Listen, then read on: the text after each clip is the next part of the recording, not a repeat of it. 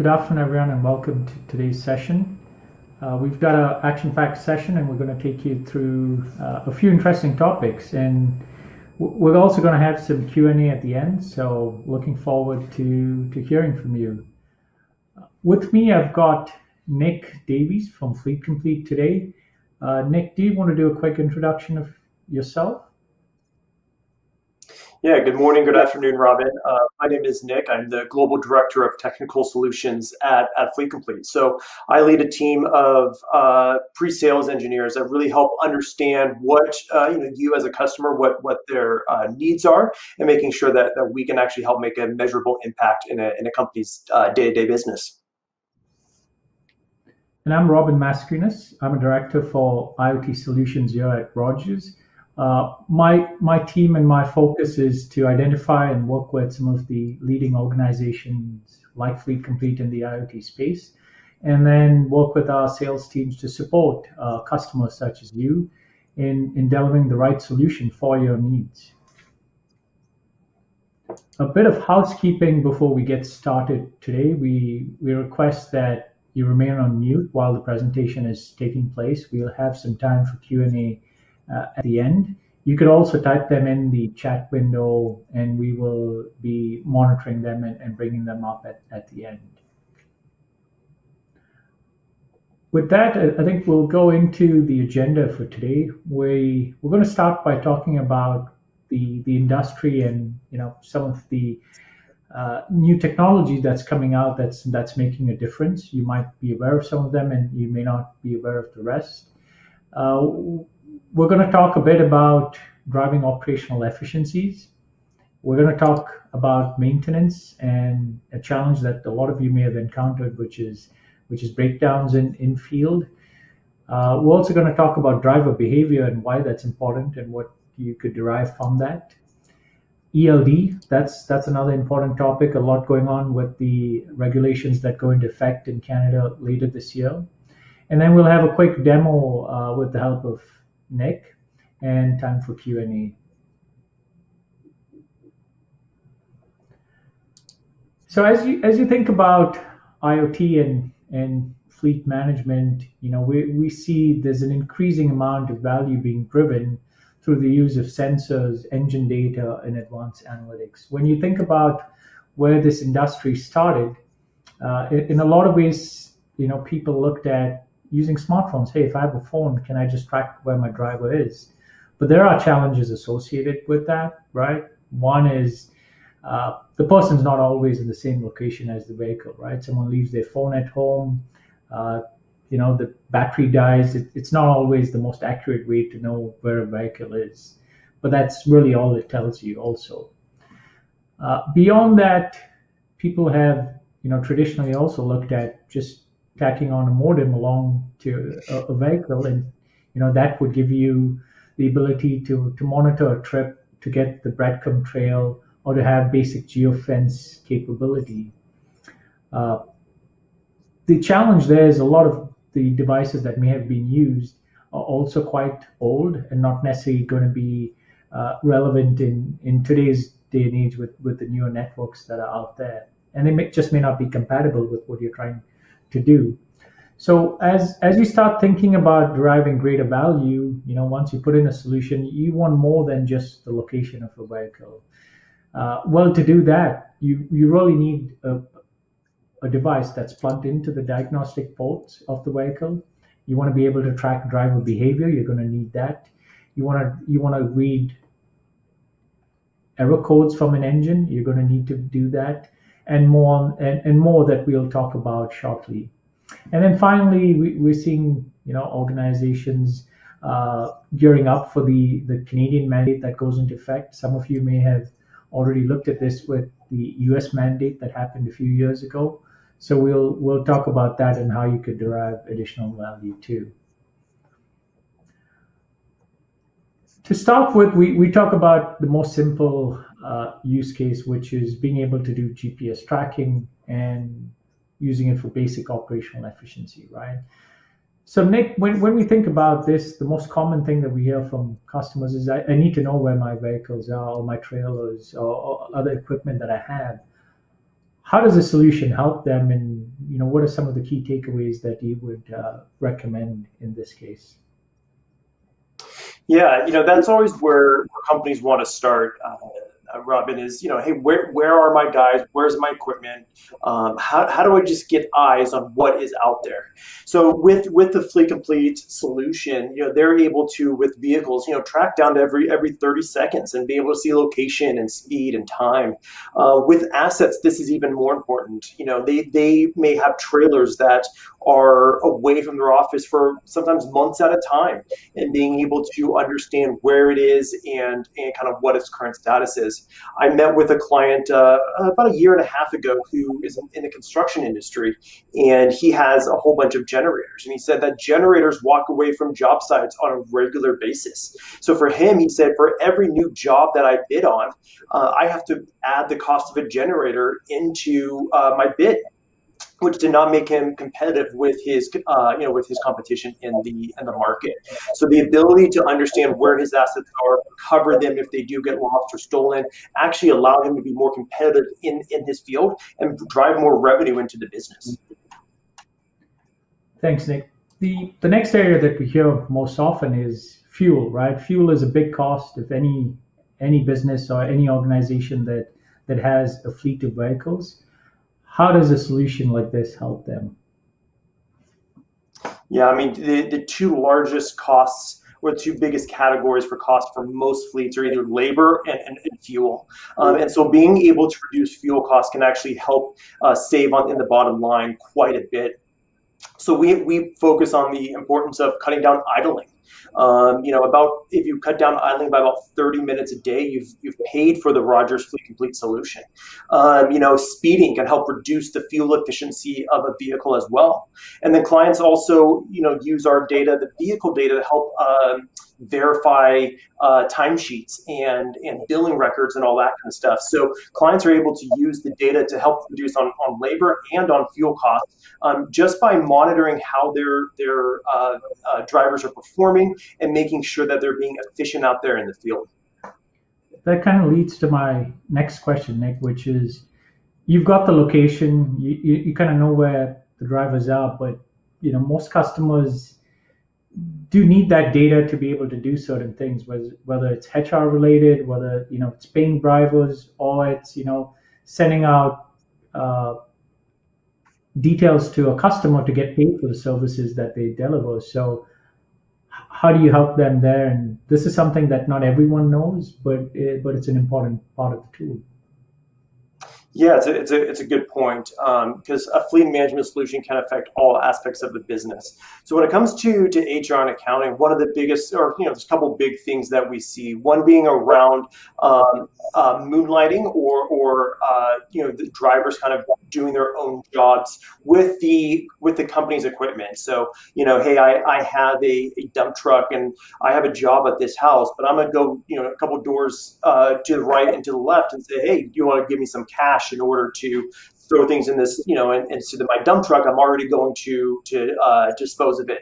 And so that money is, or that is something that the company is not seeing money on. So being able to prevent, moonlighting, after hours usage of a vehicle. So maybe I allow my driver to take the vehicle home at night, but I don't necessarily want them to use it to run errands, take their kid to soccer practice, because that's fuel and insurance risk on me as a fleet owner. So being able to cut down some of that behavior if I choose to do so. And then also being able to verify billing. If I bill for the amount of time I'm on site, I can verify and prove that my driver was where he said he was, and that we did what we said we were going to do. I met with a client who has, she simply had two vehicles, and they did stump removals. And she had tons of times where clients would question whether they actually came to remove the stumps. And she said by adding Fleet Complete, she was able to bill an extra $1,200 a month. And that was just on two vehicles that she had. So being able to prove that you as a company did what you said you were doing is a really important aspect. Something that's pretty common this year with and last year with the challenges that we've all been through is about digitizing stuff, right? and maintenance is one of those aspects, right? Traditionally, we've seen most customers have relied on a whiteboard where they've noted which vehicle was due for service and so on. But that's not really scalable, and that leads to some problems. So how would a solution like this help someone go beyond just that basic tracking and now start better organizing their maintenance scheduling, right? Yeah, it's a really good point because maintaining the life of your vehicle, or maintaining your vehicle helps extend the life of it. If I'm able to, to get an extra year or two out of my vehicles, it goes a long way making an impact on the bottom line. So we see clients who, yeah, as you mentioned, use a whiteboard in the shop, or use paper, or rely on the change oil sticker that's in the window. But if vehicles are not coming in on a regular basis, drivers are not seeing those stickers and reporting it, things get missed, and that's actually risk to the vehicle, and it could be a safety issue as well. So being able to use Fleet Complete to schedule maintenance, get reminders based on when those service items are due, and be able to action those with the time and cost associated with that can go a long way in operationalizing it. We see this a lot with companies that maybe have started with a couple vehicles and have grown, and their front office systems have changed, but their back office in the shop may not have adjusted with the growth within the company. How does this work when you look at, you know how much a vehicle is run, for example, but you don't know what condition the engine is in, right? Whether it's throwing up fault codes. And sometimes the only way you'll know is after you've had a breakdown in the field. But can this help you, when we talk about preventive action, how would this work? Yeah, so you can have scheduled maintenance based on time, odometer, or engine hours, and we're going to be incrementing those as the vehicle moves. But you're right, if the vehicle tells us that something is wrong, it throws a diagnostic code, that's viewable and alertable within the Fleet Complete system. So then I can do a one-off maintenance. That's something that was not scheduled to be done, but I need to address because the vehicle is telling me that there's something wrong with it, and I need to action that right away. And I'll be able to see in the system when the code was thrown, how many times it may have happened, whether it is pending or whether it's an active code, and use that data to help maintain my fleet more effectively. Thanks, Nick. Let's move to the next topic that we hear most often is, I have a corporately owned or insured vehicle out there on the road, and I don't know how they're being used, how they're being driven, and the implications of that are pretty significant, right? It could be something as simple as speeding tickets, but it could also contribute to the wear and tear of the vehicle. So maybe talk a little bit about what a solution like this can do to capture that data. Yeah, so built into our devices is an accelerometer. So we'll be able to alert on harsh braking, rapid acceleration, harsh cornering. Those are typically metrics that do provide wear and tear on the vehicle, but they're also indicative of a pending accident that may happen just based on the behavior of a driver. Now you leverage like a Fleet Complete Vision solution with as a dash cam, you'll be able to add context to that harsh brake or rapid acceleration. Now, we also capture engine data itself. So you can actually look at RPM levels if the vehicle is providing that information, and actually see not just from an accelerometer standpoint, but from an RPM standpoint of how that vehicle is being used. And that can go a long way, like I said, the predictive behavior of those harsh events to accidents down the road, wear and tear on the vehicle is very measurable. And so it allows fleet managers to have really great conversations with their drivers to help protect them and maintain the safety of the fleet. Do you see this coming across sometimes as, we don't want to be the big brother, we don't want to be doing this. Our drivers have historically we have been given this vehicle as a perk, as part of their job. How do you support customers through that? Yeah, it goes both ways, right, Robin? Like it's, sure, maybe it's corrective behavior I have to fix, but it can also be exoneration. It can be proof, I talk to companies all the time that someone calls in and says, "Hey, your guy was driving like a maniac. He almost ran me off the road or was speeding." Being able to use Fleet Complete and say, "Hey, thank you for your concern. We have GPS in our vehicle. Let me go check that data," and be able to prove that that your driver was actually operating safely out there on the road is a really big aspect of it. So it's fantastic to be able to exonerate your driver as well. Perfect. That's an important point to look at the positive too. We spoke about fuel burn earlier, and being a big cost. How do you actually do that, and what does a customer need to know about this?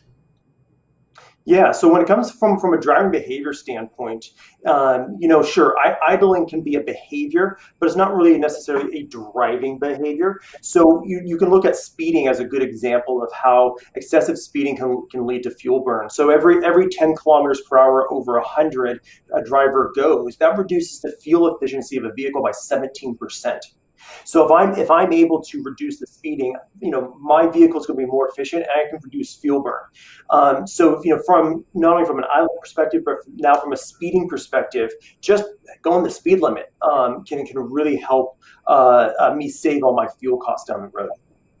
So when you talk about a basic solution, you talk about monitoring location, and by default, you would know if someone's going on a personal trip or using it on the weekend, and that's how you would cut down excessive fuel usage. But if you want to Yeah. track some of the things that you mentioned, then you really need a device that's plugged into the diagnostic port to read that engine data and tell you how the vehicle is being driven. Is that accurate? Yeah, yeah, absolutely. Yeah, you bring up a good point about the after hours usage on fuel, weekend usage, that kind of stuff. There was a client of mine who, they went, or their driver, even it was actually during a work day, took the work vehicle to the coast, and that was not where a job was at. And so that was a full tank of gas that was wasted by the driver doing something that they shouldn't have. So that's a really important aspect of this as well. So there's a lot of different ways that this affects, but the ability to have your basic data of harsh events and speeding is important, but being plugged into the vehicle itself, into the diagnostic port to understand what the vehicle is telling us about itself, it just adds continual value to a client. And I think the next step from that is, trying to prevent accidents, right? Because it's not Yeah. just the direct cost, but there are some indirect costs with an accident, right? And it could put you out of business for a while if you don't have that vehicle that you need to make certain deliveries or to perform the services that you do. Yeah, absolutely. Like I said, the harsh events can be really good predictive behavior to prevent an accident down the road. Accidents are major costs for companies because you're right. There's a lot of indirect costs. Insurance premiums going up. I have to tow a vehicle. That downtime of that vehicle, I can no longer service the same number of jobs as I could in the past. All these things are related to accidents. Outside of injuries themselves. So being able to prevent seeing the predictive behavior to be able to prevent an accident down the road is extremely important. And then you touched a bit upon this, why it's important, right? It's not something that you would always think about, but this does play a key role for certain customers. We've heard this quite a few times. Protecting Yeah, your I brand. mean, 100%. I mean, if you're trying to find an HVAC company, Robin, and you saw a company whose driver cut you off and was speeding down the road, like, are you going to hire that company to come do work at your house? Probably not. So it's the company's logo that's branded on the side of a vehicle, and it's their reputation on the line. After hours usage, we hear of clients whose employees, took the vehicle to a bar. Is that where you want your vehicle to be after hours? So brand reputation is major because I know I look at the companies. Part of it is because I work at Fleet Complete, but I look at what companies are driving down the road, and I'm looking at how they're driving. And if I need work done, and I see someone who may be unsafe out there on the road, I know I'm not going to be calling that company. Makes sense. Uh, let's move on to the next topic, which I think is something that quite a few people are going to be interested in, just because of the timing, right? We've had the regulations go into effect in the U.S. in late 2017, and we are now gearing up for the regulations to go into effect in Canada in June. So maybe talk a little bit about what is ELD, and really how is it different in Canada? I'm sure that's a question that most people would like to get answered. Yeah, so ELD stands for electronic logging devices, and essentially it's a way to automate a company's hours of service. So, over-the-road trucks are required to log the number of hours driving, on duty time, when the breaks are, how long those breaks are, how long they can work in a week. All that stuff is regulated. This essentially automates all of that. So before it could be done on paper, as you mentioned in the U.S., the rule happened a couple years ago. For Canada, it's happening for in June of this year. So essentially, the rules themselves are not changing. It's simply how a driver has to fill these out. So that includes having a device plugged into the ECM of the vehicle and some sort of a tablet or mobile device or an MDT type of unit that connects that the driver will then go through to actually fill out his logs and report that back to the Transport Canada and also back to the administrator. And so, if I had to summarize this, it is anyone who had to carry paper logs in the past. Today, you need to have this solution which just automates that for you. Would that be fair, Nick? Yeah, that's a good way. So who has to fill out logs has not changed. It's simply how the logs are filled out. So there still are exemptions out there based on gross vehicle weight. If you're not traveling, more than 160 kilometers from your home base, if you're staying within the province, there are different exemptions that are out there. So who fills out the logs doesn't change. It's just a matter of how it's filled out. Okay. And this is it's not going to be the same for every organization, right? You spoke about certain exemptions and certain people who are required. So this can be pretty straightforward. This can be complex. It all depends on understanding a customer's business and then helping them understand whether they need to comply. Am I right? Yeah, absolutely. And of course, our team is here to help sift through that with you or with the client to help understand.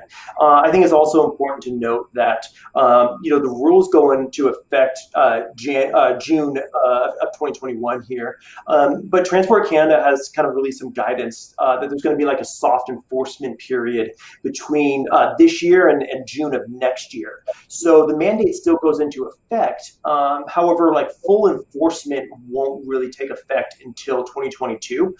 Drivers still have to fill out logs. There still could be fines based on not keeping any sort of record, but the ELD specific items, there's going to be more of a soft enforcement or an education period for a year as companies kind of get used to the new regulations.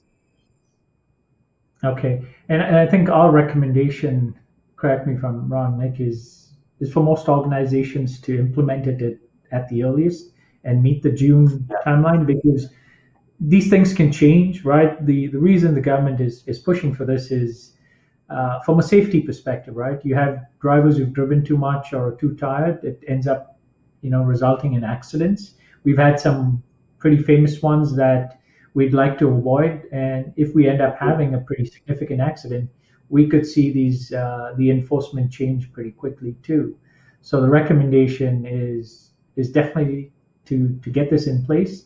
And not only is it that you meet the regulation, but I think from a driver perspective, if you don't have to maintain paper logs and this is automated, I think it's a benefit for most people. Yeah, absolutely. This isn't just about, hey, what does the government want to do for me, or how do they want to run my business? There's operational efficiencies here too. On paper logs, you have to round up to the nearest quarter hour. So you may get to a site or something, and you may lose 8 minutes because you had to round up, and you lost that time. You're not getting it back on paper. Electronic logging device is going to be down to the minute of accuracy, and so you actually can save drive time throughout throughout a day, which every company is wanting to have more of that. There's a time savings from a driver's perspective. In the U.S., we figured that companies told us that their drivers saved about 30 minutes a day simply on paperwork. So that's operational efficiencies that can also come into play when it comes to the ELD mandate. I think one of the challenges, as I look back to customers who went through this with the U.S. mandated, was one is the technology, but the next part is then training the drivers and obviously providing them an application that's very easy to use, because not all of them may be technology savvy. And so maybe tell us a little bit about how you've done that in the past and how your solution is geared towards helping organizations and drivers actually deploy ELD. Yeah, so the Fleet Complete Big Road solution. So Big Road is our ELD platform. It's an award-winning platform based on driver feedback. So we designed this with the driver in mind to make it really easy for them to fill out their logs. They're going to be able to see their time remaining very clearly. It's one click to change a duty status. And so the ramp up time for a driver can be really, really short using the Fleet Complete Big Road solution. With that as well, we have our customer success team, which helps train your drivers and your administrators to understand how to use the platform most effectively. So, the U.S. went before us here. So there's actually a lot of learnings that we have on how to implement this well down in the U.S. that we are also applying up here to the Canadian clients as well. And so there's just pure benefit, and getting this done early will help make sure your drivers are on board, helps with the operational efficiency, but we made sure it was really easy for a driver to use. Okay. I know there are a few more things that we could talk about and some questions around this, so maybe we'll save that for the Q&A. Nick, do we want to switch over and maybe do a short demo of the platform and kind of show people how easy it is to do some of the things we spoke about, whether it's tracking a vehicle or viewing reports, and then we can come back to some Q&A. Robin, if you can let me know when you kind of see a map of Vancouver. Yeah, I can see that, and I think most people should be able to. It may be, it is on a different screen compared to where you've been viewing the slides. So if you want to drag and increase the size of that, you can definitely do that. Let's just give everyone a few seconds to increase the size of that screen if they'd like. You could also just hit the button on the top to maximize that. Okay, go ahead, Nick. Yeah, so the main Fleet Complete portal is going to pop up a map, and it's going to go pretty much it's going to zoom out as far as your fleet goes. So I'm always going to have visibility of my entire fleet, and we actually have a full screen mode. So a lot of companies we've encountered have a TV or a large monitor in their dispatch room or in their office, and they just want to throw Fleet Complete up there and kind of have that high view of what's going on throughout a day, and so they'll throw it up there. But from a day-to-day use, clients are going to be able to see their assets listed on the left-hand side. They're going to see them broken down into different subcategories as well. We call them asset types. So I can break down my fleet. I can have security profiles based on those individual types as well. I'll be able to see the current status of the vehicle, whether it's online, whether it's parked, whether it's moving. And I see one vehicle moving here on the left. I see another on the main screen here that's moving. Now I can click on an asset, and it's going to keep a high level view of my fleet. However, it's going to show me here on the left-hand panel the driver, the direction, the speed, and any sort of engine data I may be getting from the vehicle will show up here as well. And I can easily come in here and just get that quick view of drivers and what may be going on with the vehicle. Here's where I'm getting engine-specific data. I see my RPM, I see fuel level percentage, I see coolant temperature, information that's important to me as an administrator. If I'm a business that does like refrigerated deliveries or frozen deliveries, I can do temperature monitoring here at the top. If I'm a tow truck company, I can see whether my tow is engaged or a plow is engaged. So contextual information is visible right here at the top. And I can move my entire map over to where that one vehicle is, and then zoom back to my high level, national view, or like I said, as far as my fleet itself will go. I can see historical information with one click as well. So we store up to a year's worth of data for a client within the platform. So I can see every sort of snapshot we've taken. I see that laid out on the map. If there is any sort of harsh events, you'll see it listed up here on kind of the banner. And I'll also see exactly where on the map that happened.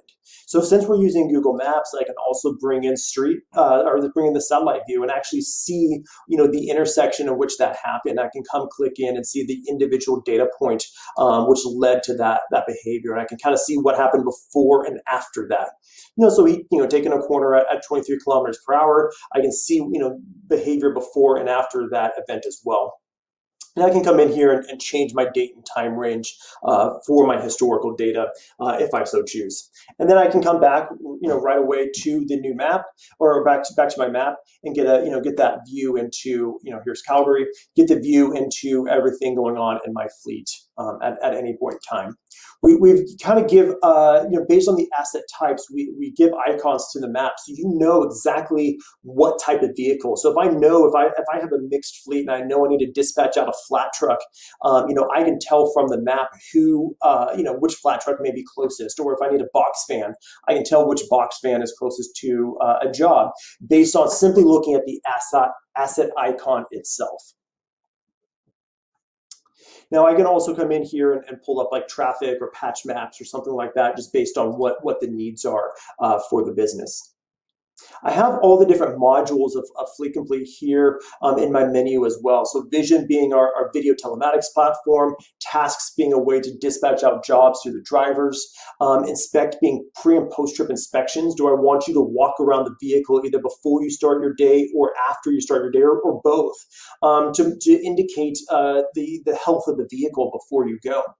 The scheduled maintenance is set up in here, Big Road being the ELD compliance. I'm going to focus here on the dashboards and reports. So we have about 20 or so operational reports, and I'm going to pull up these dashboards that we have as well.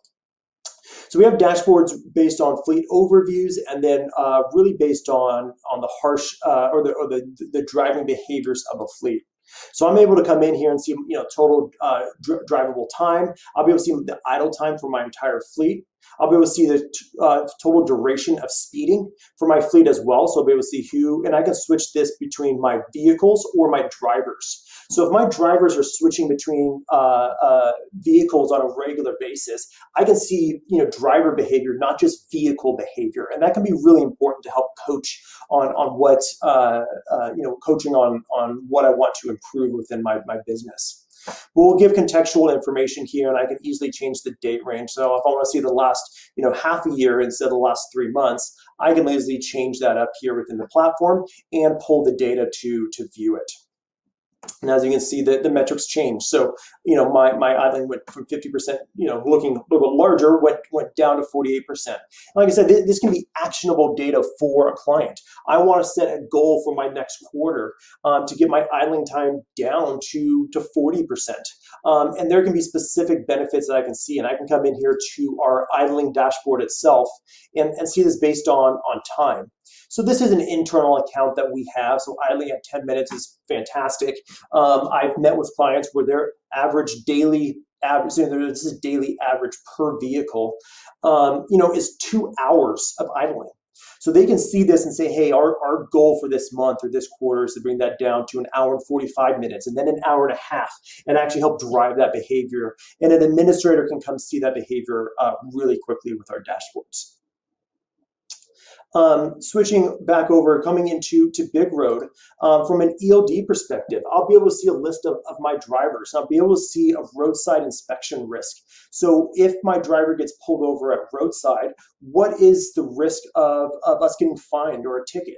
And I'll see that based on unassigned drive time for the vehicles. I'll see that based on the drivers and the number of logs. And this is all based on what's visible at roadside. So that I'll be able to see here, ones that may have form and manner violations, missing signatures, actual hours of service violations as well. And I can click on an individual driver and be able to see, each individual day what those issues are. And, so I can speak to my driver. There's messaging built into here as well. So if I wanted to, send them a message saying, hey, please sign your logs. Hey, please fill in the right information, I can do so. And there's read receipts in there. So I know that my driver got my message that I sent out to them. I can also broadcast out to all my drivers. Maybe there's an accident and a road is shut down, and I want them to navigate around it. I can blast out a message to everyone and let them know, or let them know of an upcoming training that I have scheduled for them. That can all be done here within the Big Road platform. So we try to provide, Robin, data very actionable and visible to a fleet so that they can understand what's going on from a very quick perspective.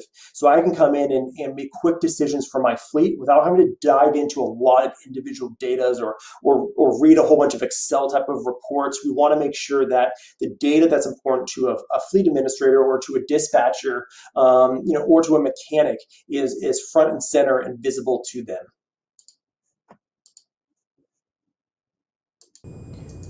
I'll stop sharing and pass it back over to you. Thanks, Nick. Let's move over to some Q&A. I think I see a few in the chat window, so I'm gonna start with them. The first question that I see is, what company is this system from? So this is provided to you by Rogers, and the partner that we work with and provide this solution from is Fleet Complete.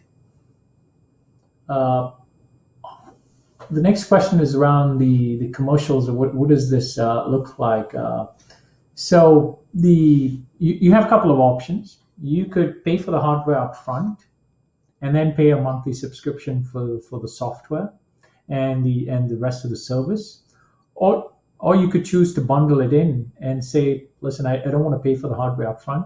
I want to just pay for it monthly along with, paying for everything else. And that's the other option, where we would finance the devices for you.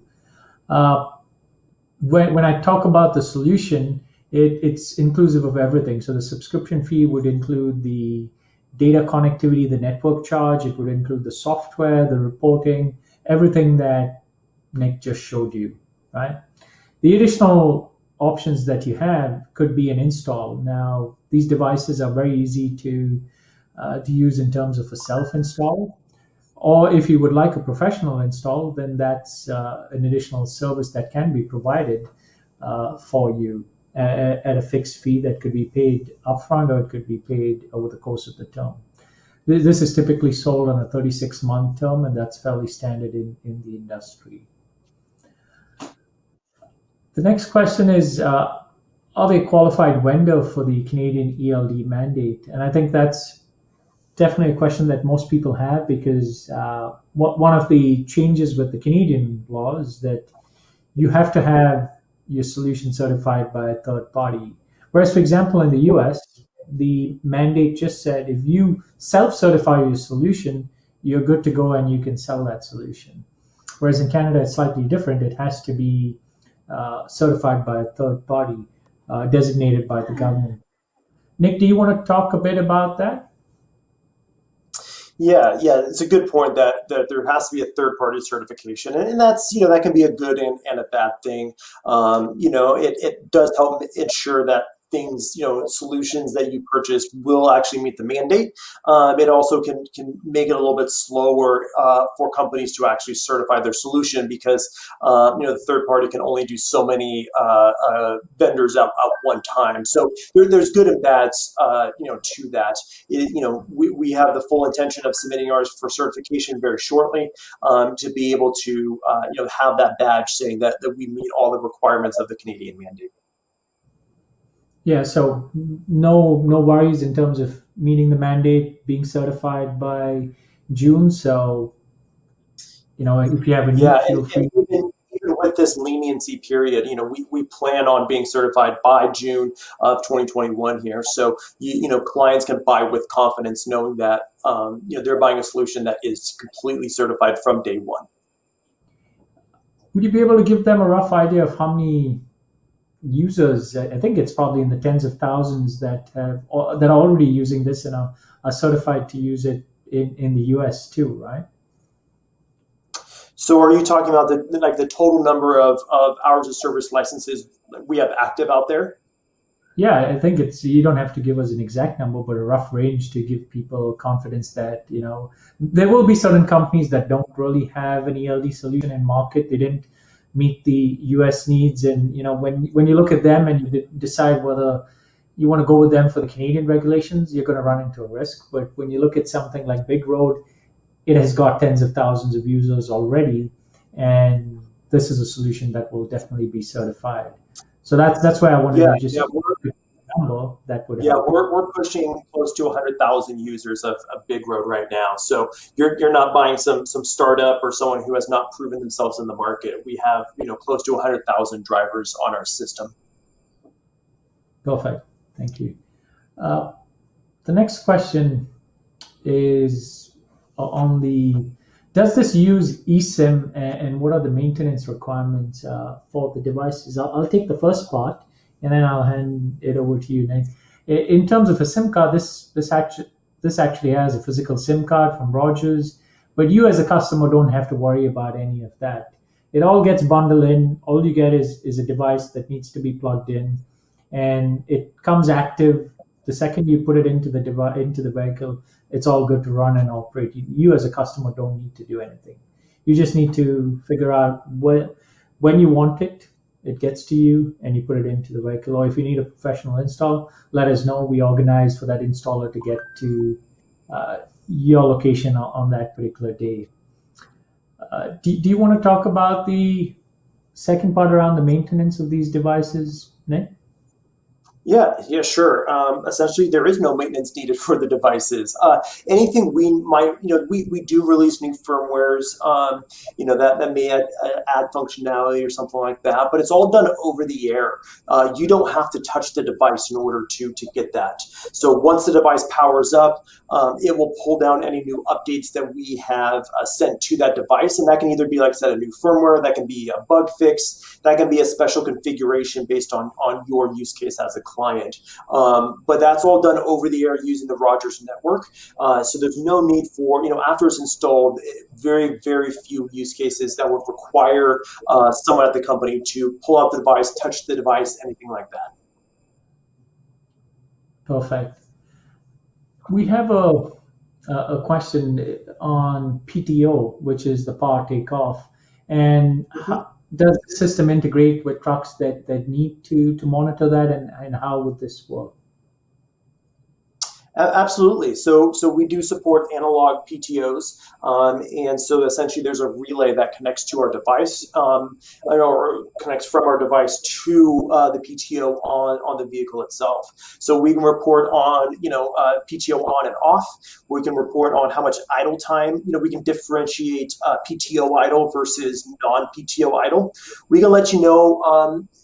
Where and when that PTO is used. So let's say, I brought up the example of moonlighting before. So let's say that, let's say it's a lift on the back of a truck, and you only want that used, during or inside the geofences that you've set up. So if that PTO gets engaged outside of a geofence, then we can alert you about it. Or if it happens after hours, we can alert you about it. So we can absolutely support that within the platform. Perfect. Another question that I have that I think is actually important. We spoke about, the most simple form of GPS tracking, which is just attaching a modem to a vehicle. And we spoke a lot about ELD. Maybe talk about why you wouldn't be able to meet the ELD regulations if you go with that approach. If you continue to use a solution that you've had in the past, for example, that was just a modem attached to your vehicle, but not plugged into the diagnostic port. Could you explain to the audience how that would be an issue?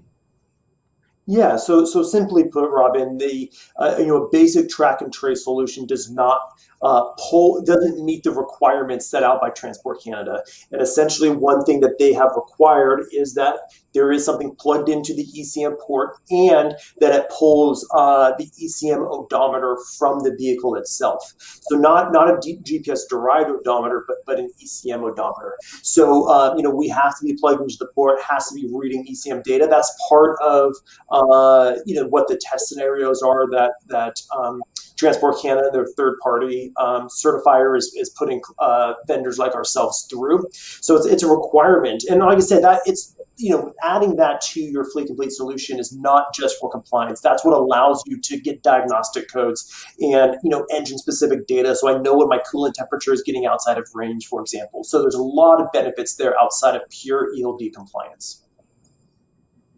Perfect. Thank you. Another topic that we touched upon a bit, and maybe you'd want to expand a little on, Nick, is dash cams, right? When this came into place, we've seen a lot of people maybe buy something that's not really commercial grade, but consumer grade, right? Where you just put it into your vehicle. It has a camera that's facing outward and just recording what's happening there. This has evolved. Fleet Complete's launching in the next couple of months an advanced version of this. Maybe talk a little bit about what that device would do and why that's important for a customer. Yeah, so we've kind of built our video telematics strategy around two main points: coaching of the drivers and exoneration of the drivers. So with coaching of the drivers, that can both happen in cab and in the office. So our solution, it will alert the driver when there is a harsh brake or speeding, or they rolled through a stop sign, or they're tailgating. There's a lot of different metrics that we're looking for, and it's actually going to coach the driver in cab, saying, hey, there was tailgating detected, or please slow down. Those sort of alerts for the driver themselves, and then it's going to capture that video to send back for the office to be able to coach their drivers, either on a one-on-one basis or from an entire company perspective. And then the exoneration, like I said, it's having an accelerometer in the black box can help tell you if there was a harsh event, but being able to see, hey, was it because my driver was distracted, or was it because someone cut him off? Like, those are two different ways I want to look at harsh braking. So adding context really helps. And then, as kind of mentioned earlier, if someone calls into the company and says, hey, you guys ran over my mailbox, I want to be able to actually pull up video and say, great, I appreciate your concern. We pulled the video from the vehicle, and we see that did not actually happen. So being able to have the exoneration side of it is really important. So the driver coaching and the exoneration are the two main aspects of our video telematics solution that we're focused heavily on. Okay. Another common question that I've heard, and you've probably heard, and I think is on quite a few people's mind, is these vehicles move all over the place, right? And sometimes we've noticed it on phones that maybe there's a drop in the network, or there's a patch where you go through a certain area where you may not get the connection, or the connection might drop. What happens in that case? Could you talk about how these devices actually store the data, and they're able to send that data as soon as they connect back to the network? Yeah, absolutely, Robin. So two things to note. One is that the device requires very little network connection. So I liken it to, sometimes you may look at your phone and it says you got a voicemail, but you never heard the phone ring. But there's enough of a network to tell you have a voicemail. It's the same type of thing with telematics. So we require very little bandwidth. So there's a lot of times the device is going to report in where your cell phone may not get a phone call. However, if there is an area where it is completely out of coverage, the box is going to store all that data. It has an onboard memory that's going to store that until the vehicle gets back into cellular range, and then it's going to push all that data back to the system. So you're not going to lose any snapshots. You're not going to lose any data on the reports. All the rules will still get applied once the data hits the server again. So I liken it to, sometimes there may be a little bit of a delay in the system if the vehicle's outside of coverage, but you don't lose anything as an administrator. Yeah, and the good thing is, they run on two of our networks. The LTE network and the LTM, which is a purpose-built national network for IoT, right? So both these networks are national. So you should have no problem, if you have a business that's operating in more than one location. We've got the coverage everywhere, and with that, they also store the data if they're temporarily out of a region, or there's something wrong at that point. Uh, you know, like you spoke about, insights in the reports, and we spoke a bunch about that. One is there an additional fee for those type of services and insights? And then two, a lot of customers typically ask for the ability to feed that data into the IT systems or environment that they have, right, where they consume information. Could you explain a bit about that and how that works? Yeah, so all the reports and dashboards in our system are included with the subscription cost. So you don't have to pay any extra to have those sort of insights. We do have a free and open API as well. So if you want to take the data out of your account and throw it into another system, whether that be a dispatch software or an ERP system or a maintenance platform or something like that, you're able to do that. And if you need help with it or you need some sort of custom solution, Fleet Complete does have an in-house professional services team that works with clients as on a one-off basis for a special type of integration, a custom dashboard that may need to be reported or needs to be created, or sending the data to someplace in particular. We have a team that can help with that. But a lot of clients can take our open API, send the data wherever they need to, and just have it pulled out of the system. I see another question in the chat window, and the question is the video from the dash cam uploaded in real time, and is there any delay? Maybe you want to speak to that and how it's incident based, and also how this in the new system, how it's going to work. Nick? Yeah, so by default, we upload fairly instantaneously any event that gets triggered. So a harsh brake event, rolling of a stop sign, tailgating, like those sort of events get uploaded on a regular basis and automatically. Now, Robin alluded to kind of our next gen camera that's going to be released that will have the ability to pull any random day and time. That's something that you would kind of essentially make the request in the platform. It then goes to the camera to pull that data and put it together and bring it back to the system. So we're not uploading an entire day's worth of video at a time. We want to make sure that you have contextual data available right away. So that's why the events come back immediately. And if you need to go get something that's not included in one of those event videos, then you can go kind of request that to the camera from the platform. Thanks, Nick. I don't see any other questions. We could give it a few moments to see if anyone else would like to ask something. In the meantime, Nick, is there anything else that you'd like to add, in terms of closing comments, remarks, and any points that you'd like to touch upon again?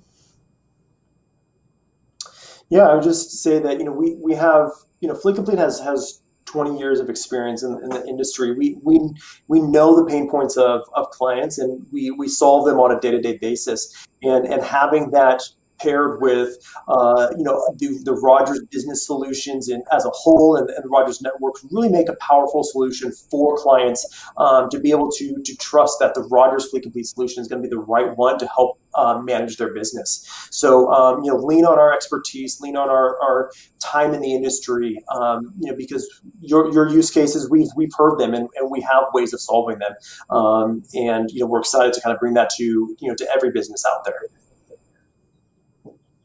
Thanks, Nick, and I echo that. I think, if I'm not mistaken, Nick, you guys operate in roughly 10 countries across the world and have got maybe closing in on 1 million units deployed, somewhere in that range. Yeah. So yeah, we're not new at this. Yeah, so this has been done. Most customers in your industry or your profile size of your business has kind of leverage something like this and tackle some of the issues they face. So let us know how we could help you. As always, post this, do reach out to your account team, your account executive, or the IoT specialist who supports you. We'd love to go deeper if that's something that we can help you with. And we look forward to hearing from you in the future. But thank you once again for joining today and making the time and for your questions. We hope the session's been eventful and insightful for you. Nick, thank you again for your insights and for joining us today. With that, I think we're going to close the session today. Thanks, everyone. Thank you, Robin. Thank you, everyone.